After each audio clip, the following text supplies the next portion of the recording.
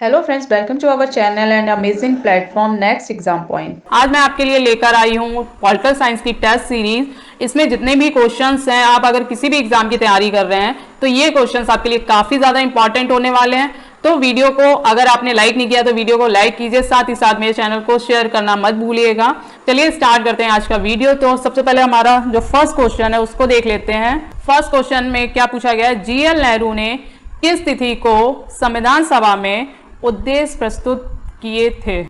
बात हो रही है पंडित जवाहरलाल नेहरू ने किस तिथि को संविधान सभा में उद्देश्य प्रस्तावना प्रस्तुत की थी। वो की थी आपकी 13 दिसंबर 1946 को। चलिए फ्रेंड्स, अब इसका पहले इंपॉर्टेंट फैक्ट देख लेते हैं तो आपको अच्छे से समझ में आएगा। तो इसका जो सोल्यूशन है, कह रहे कैबिनेट मिशन की संस्तुतियों के आधार पर भारतीय संविधान का निर्माण करने वाली संविधान सभा का गठन जुलाई 1946 को किया गया था। संविधान सभा का गठन कब किया गया था? जुलाई 1946 को किया गया था। फिर 11 दिसंबर 1946 को डॉक्टर राजेंद्र प्रसाद को संविधान सभा का स्थायी अध्यक्ष बनाया गया। यानी डॉक्टर जो राजेंद्र प्रसाद थे उनको कॉन्स्टिट्यूशन असेंबली का परमानेंट प्रेसिडेंट बनाया गया था। क्लियर। एक क्वेश्चन आपका ये भी पूछ लिया जाता है कि संविधान सभा के अस्थायी अध्यक्ष यानी टेम्परेरी प्रेसिडेंट कौन थे? वो थे आपके डॉक्टर सचिदानंद सिन्हा। 13 दिसंबर 1946 को पंडित जवाहरलाल नेहरू ने संविधान सभा में अपने उद्देश्य प्रस्तावना को प्रस्तुत किया था। तो आई होप आपको अच्छे से समझ में आया होगा। तो हमारा फर्स्ट आंसर क्या था? जीएल नेहरू ने किस तिथि को संविधान सभा में उद्देश्य प्रस्तावना को प्रस्तुत किया गया था? वो किया गया था आपका 13 दिसंबर 1946 को। ओके फ्रेंड्स, चलते हैं हम अपने सेकंड क्वेश्चन पे। तो हमारा जो सेकंड क्वेश्चन है वो पूछा गया है, भारतीय संविधान के निर्माण के दौरान निम्नलिखित में से किसने उद्देश्य के कथन को प्रस्तुत किया था। यहाँ पे बात हो रही है उद्देश्यों के कथन को। तो हमारा जो आंसर है उससे पहले हम चलते हैं जो हमारा फर्स्ट क्वेश्चन था उस पे। यहाँ पे क्या पूछा गया था? यहाँ पे पूछा गया था आपके उद्देश्य प्रस्ताव को, और जो हमारा सेकंड क्वेश्चन है उसमें पूछा गया है आपका उद्देश्यों के कथन को।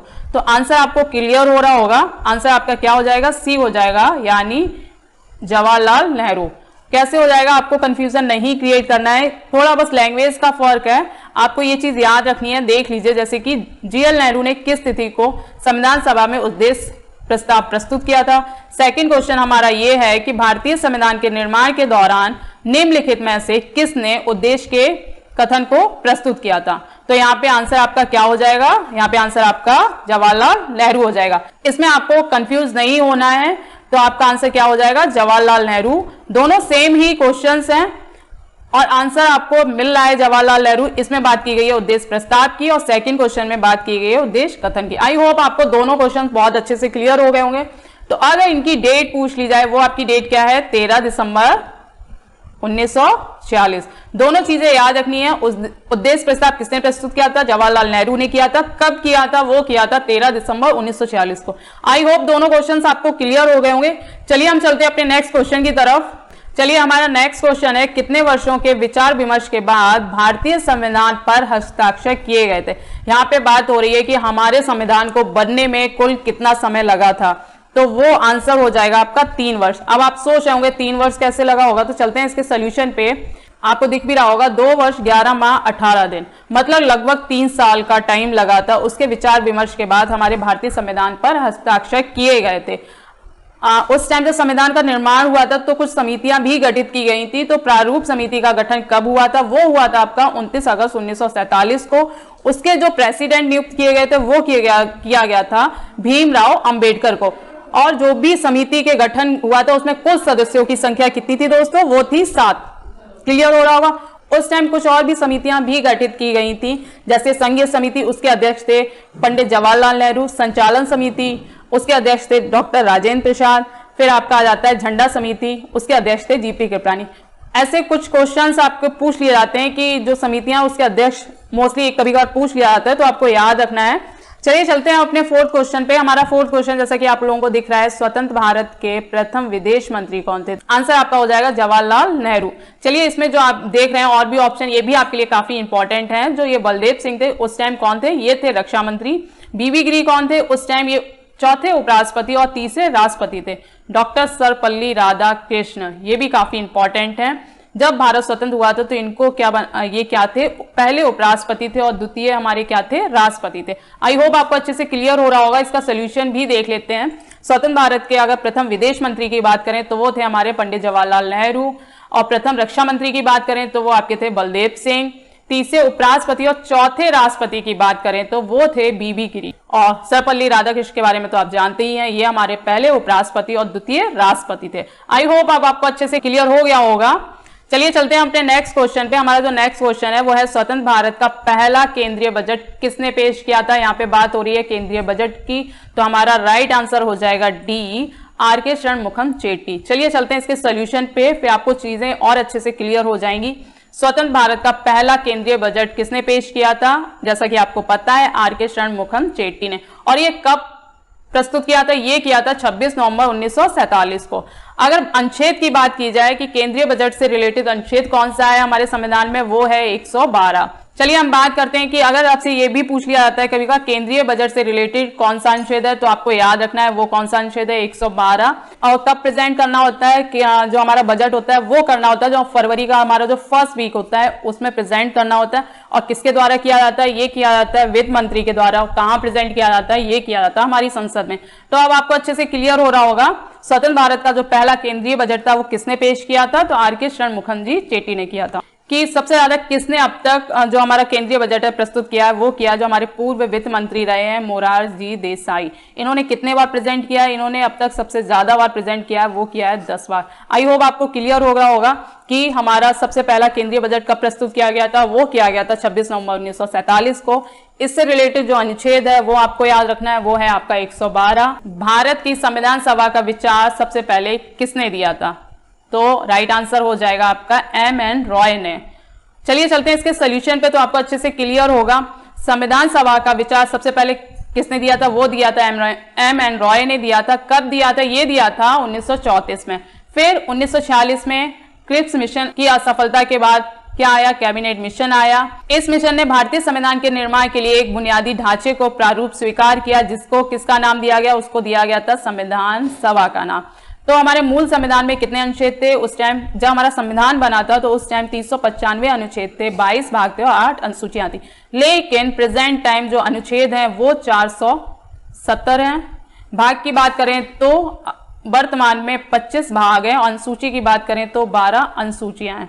Clear friends. तो हमारे जो संविधान सभा का पहली बार विचार किसने दिया था, वो दिया था एम.एन. रॉय ने। और कब दिया था, वो दिया था 1934 में। चलिए चलते हैं अपने नेक्स्ट क्वेश्चन की तरफ। जो हमारा नेक्स्ट क्वेश्चन है वो है भारतीय संविधान को लिखने वाली संविधान सभा के उपाध्यक्ष कौन थे, यानी संविधान सभा को लिखने के लिए किनको वाइस प्रेसिडेंट बनाया गया था, वो बनाया गया था एस.सी. मुखर्जी को। चलिए चलते हैं इसके सोल्यूशन पे।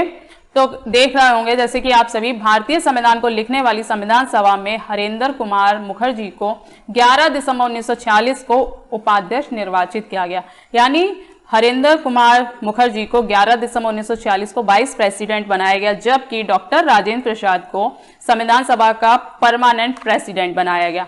और पहली बार संविधान सभा की मांग कब की गई थी, वो की गई थी 1895 को। और किसने की थी, ये की थी बाल गंगाधर तिलक ने। अंतिम बार नेहरू जी ने संविधान सभा बनाने का निर्णय लिया। आई होप आपको अच्छे से सारी चीजें क्लियर हो गई होंगी। चलिए चलते हैं अपने नेक्स्ट क्वेश्चन की तरफ। हमारा नेक्स्ट क्वेश्चन है भारत में कौन सा दिन संविधान दिवस के रूप में मनाया जाता है, तो आप सभी को पता होगा, वो राइट आंसर हो जाएगा आपका 26 नवंबर। चलिए चलते हैं इसके सोल्यूशन पे। भारत में संविधान दिवस 26 नवंबर को ही मनाया जाता है। इसकी शुरुआत कब हुई थी, 2015 को हुई थी। और क्यों की गई थी, क्योंकि उस टाइम 2015 में डॉक्टर भीमराव अंबेडकर की कौन सी जयंती थी, 125वीं जयंती थी। भारत का संविधान 26 नवंबर 1949 को बनकर तैयार हो गया था, लेकिन इसके कुछ ही प्रावधान को लागू किया गया था, जिसके फलस्वरूप यानी तब से हमारा संविधान दिवस के रूप में हम लोग इसको मनाने लगे थे। जबकि भारतीय संविधान पूर्ण रूप से लागू हुआ था 26 नवंबर 1950 को, इसलिए उस दिन हम लोग क्या मनाते हैं, रिपब्लिक डे मनाते हैं। ओके, ये भी पूछ लिया जाता है कि हमारा संविधान कब अंगीकार किया गया था, एक क्वेश्चन ये भी पूछ लिया जाता है, वो भी आपको डेट याद रखनी है। वो हुआ था 26 नवंबर 1949 को। अगर बात की जाए कि हमारा संविधान पूर्ण रूप से कब लागू किया गया था, वो आपका किया गया था 26 नवंबर 50 को। आई होप दोनों डेट में आपको कंफ्यूजन नहीं करना है और दोनों डेट्स आपको क्लियर हो गई होंगी। चलिए चलते हैं अपने नेक्स्ट क्वेश्चन पे। हमारा नेक्स्ट क्वेश्चन है कि भारत में सांप्रदायिक चुनाव प्रणाली सबसे पहले किसके द्वारा प्रस्तुत की गई थी? वो की गई थी, हमारा राइट आंसर हो जाएगा डी, मार्ले मिंटो रिफॉर्म्स यानी 1909। इसका सोल्यूशन की बात करें तो जो हमारा 1909 का एक्ट था वो किसके नाम से जाना गया था? वो जाना गया था मार्ले मिंटो सुधार के नाम से, क्योंकि उस टाइम जो मार्ले थे वो इंग्लैंड में भारत के राज सचिव थे और लॉर्ड मिंटो भारत में उस टाइम क्या थे? वायसराय थे। इस अधिनियम में पृथक निर्वाचन के आधार पर मुस्लिमों के लिए सांप्रदायिक प्रतिनिधित्व का प्रावधान किया गया था। इसके अंतर्गत मुस्लिम सदस्यों का चुनाव मुस्लिम मतदाता ही कर सकते थे, इसलिए लॉर्ड मिंटो को सांप्रदायिक निर्वाचन के जनक के रूप में भी जाना जाता है। अगर आपसे पूछ लिया जाए सांप्रदायिक निर्वाचन के जनक कौन थे, तो आपका राइट आंसर क्या हो जाएगा? राइट आंसर हो जाएगा लॉर्ड मिंटो। चलिए चलते हैं अपने नेक्स्ट क्वेश्चन, लास्ट क्वेश्चन पे। किस निर्णय ने संविधान की मूल संरचना का सिद्धांत निर्धारित किया था? तो वो किया था, राइट आंसर हो जाएगा हमारा डी, केशवानंद भारती। चलिए पहले इसका सोल्यूशन देख लेते हैं तो आपको अच्छे से समझ में आ जाएगा। 1973 में केशवानंद भारती बनाम केरल राज्य के मामले में सर्वोच्च न्यायालय की 13 न्यायाधीशों की पीठ में यह कहा गया था कि संसद संविधान में संशोधन तो कर सकती है, लेकिन इसके मूल ढांचे को कोई भी क्षति पहुंचाए बिना। यदि कोई संविधान संशोधन किया भी जाता है और इसके मूल ढांचे को कोई क्षति पहुंचती है, तो संविधान संशोधन को न्यायालय द्वारा क्या कर दिया जाएगा? रद्द कर दिया जाएगा, जो इस प्रकार है कि संविधान की सर्वोच्चता, शक्तियों का बंटवारा, विधायिका, कार्यपालिका और न्यायपालिका, राष्ट्र की एकता और अखंडता आदि। तो आपको अच्छे से क्लियर हो गया होगा। तो हमारा राइट आंसर क्या हो जाएगा? केशवानंद भारती हो जाएगा। आई होप जो भी क्वेश्चंस थे आपको अच्छे से समझ में आए होंगे और मैंने और भी चीजें इसमें कवर करने की कोशिश की है। अब मैं मिलती हूँ अपने नेक्स्ट वीडियो में, और वीडियो को लाइक एंड शेयर करना मत भूलिएगा, साथ ही साथ इसको अपने फ्रेंड सर्कल में भी शेयर कीजिएगा। और कोई भी प्रॉब्लम है तो आप मुझे कमेंट बॉक्स में पूछ सकते हैं, किसी भी चीज को लेकर डाउट है। चलिए मिलती हूँ मैं अपने नेक्स्ट वीडियो में।